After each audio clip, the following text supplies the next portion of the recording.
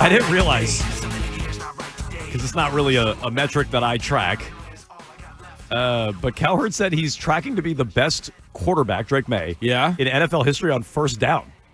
Whew. Not something that I thought he was ever on tracked. third down, too, so maybe he's just the greatest quarterback of all time. Yeah, he's going to hand it off on second down and then kind of figure it out on first and third. He should be in good shape. Yeah, why is Josh running Ramondre Wildcat plays on second down like he did on Monday when you have the greatest quarterback on first and third down? Don't love that. Make him great on second down. Yeah. Make second down great again. Make second down great again, Keefe. Exactly. Finally, something we can unite on. So, I mean, he makes the point, and I don't know that the numbers back this up, that you get like a franchise quarterback every year, like one comes into the league on average every year. That sounds high. Honestly, on average, franchise quarterback.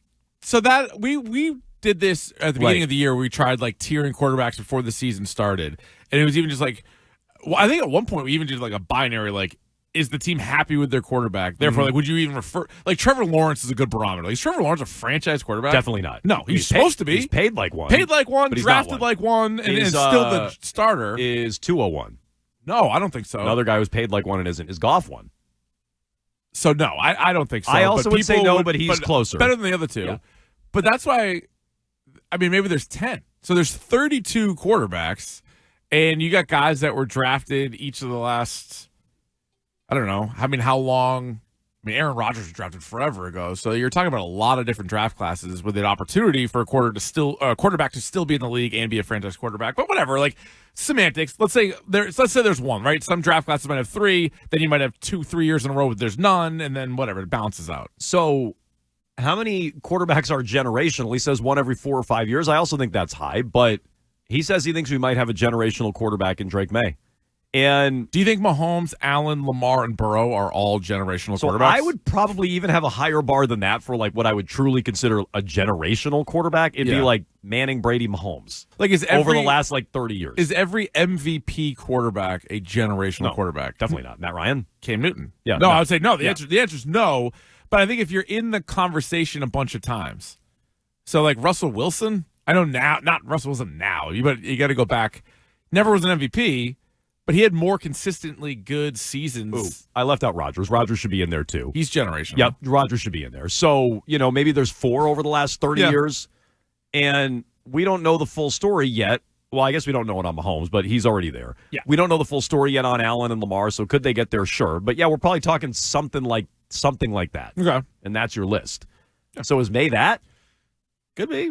I also honestly could be. I also am leaving the door cracked on that. Yeah, maybe. Yeah, see, I think the cautionary tale would be last year at this time in Washington, you're like, is Jaden Daniels that? 2 years ago in Houston, you're like, is CJ Stroud that? Like, there's been guys that have had really good rookie years or really good second years. But was that the conversation with Jaden Daniels? I feel like it was, is he the best quarterback in the NFC? I remember having that. That's a good start. No, that's half the league. But is that... But people weren't saying he's generational. Oh, well, I mean, is Colin Cowherd the only one saying generational? Fair point. He is. But we're also saying he might be right. He might be right. But I'm saying, like, there was a lot. Like, it was hard to really criticize Jaden Daniels or even question how good he could be. You're like, look at this guy. Like, NFC Championship game, his rookie year, good draft class. He was far and away the rookie of the year. 2 years ago, C.J. Stroud. Remember the whole thing? Like, oh my God, they lucked out. Bryce Young went 1, C.J. Stroud went 2, and now they have this stud guy. He's fine. Like he hasn't really gotten a whole lot better. I know Daniels has also had some injuries too. So those would be the cautionary tales because we haven't seen Drake Maye really struggle for certainly this season at all. No, but that is crazy. We went from where is Drake Maye even rank within his own quarterback class to now does he belong with Rodgers, Brady, Mahomes, and Manning? History of the league. That is a bit of a stretch. But that's how good he's been. Yeah, no, it is. But I think he's already passed that first hurdle because I think it still is a good quarterback class. Like I think Caleb Williams, Jaden Daniels, and Bo Nix are going to be starters in the league for a while. And I think this year, Caleb Williams could make the playoffs. Daniels did a year ago. Bo Nix did a year ago and will again this year. Like those are. There's only 14 spots in the playoffs, and those guys already have cracks at it. So is he the best of that group? That's a pretty good sign.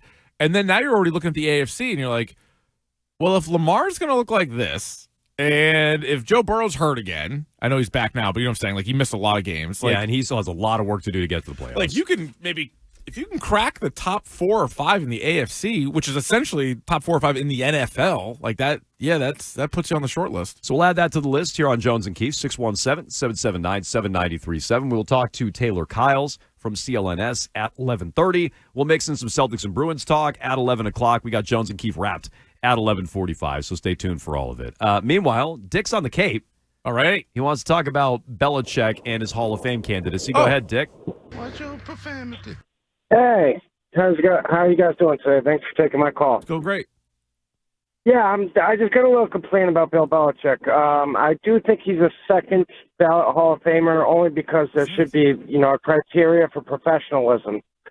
Okay. The guy was definitely a pro, very smart, but he wasn't professional with the media. He wasn't. He also had, in my other region, he had Tom Brady and Lawrence Taylor. What's his record without those? I don't know offhand, but I'm sure it's not that good. They're not as good. So, Yeah, traded. But you still traded Tom Brady too. His record's 0-0 without Lawrence Taylor. He didn't coach Lawrence. He wasn't the head coach of the Giants. He doesn't get any credit for that. But even with all that working against him, you toss him on the second ballot?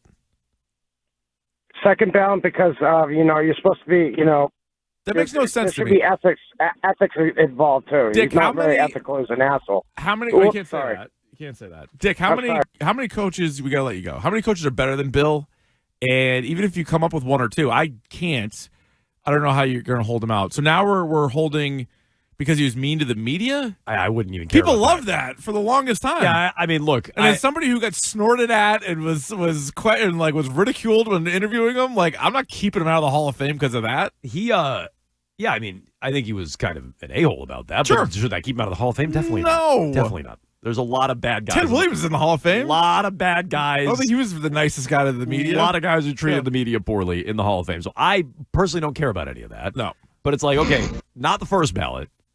What do you think? Second? Third? Yeah, when down is do he you go? allowed in? Yeah. That makes no sense. And then when you go visit the Hall of Fame someday, you go to beautiful Canton, Ohio, and you're walking around, it gives you the full breakdown of the person that's in there, and it says, the teams that they played for, coached, and maybe some stats and maybe some highlights. It doesn't say on there.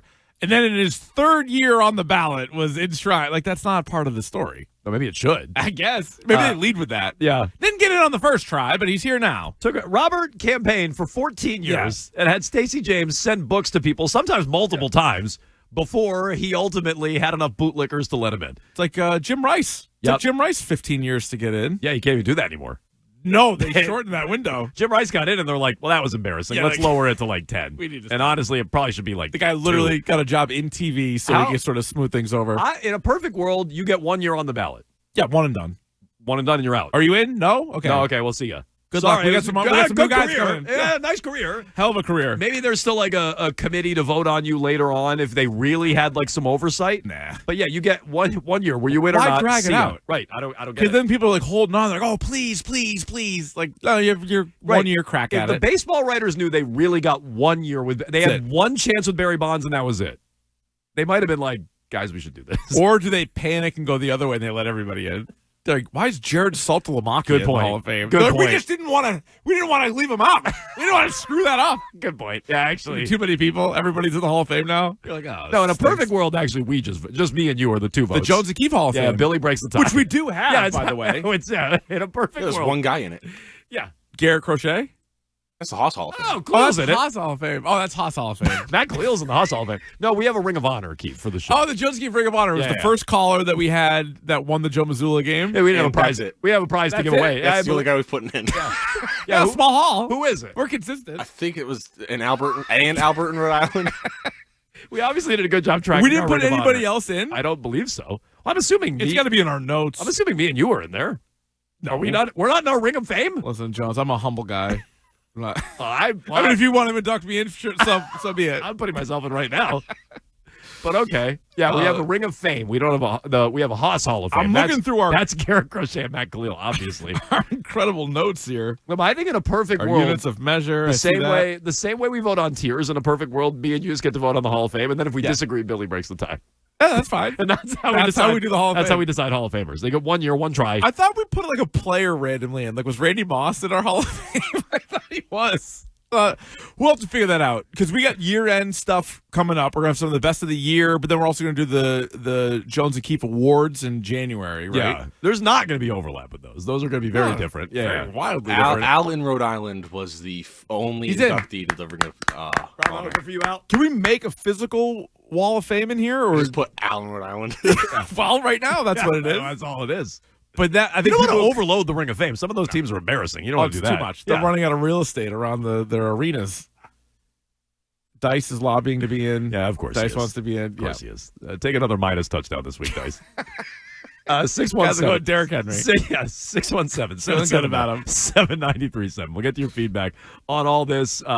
Drake Maye as a generational quarterback. Bill Belichick and Robert Kraft going into the Hall of Fame possibly together. The Jones and Keefe Ring of Honor. Yeah. It's all out there for you. Plus, Patriots finally getting the hype they deserve at the national level. It seems that way. We'll explain next.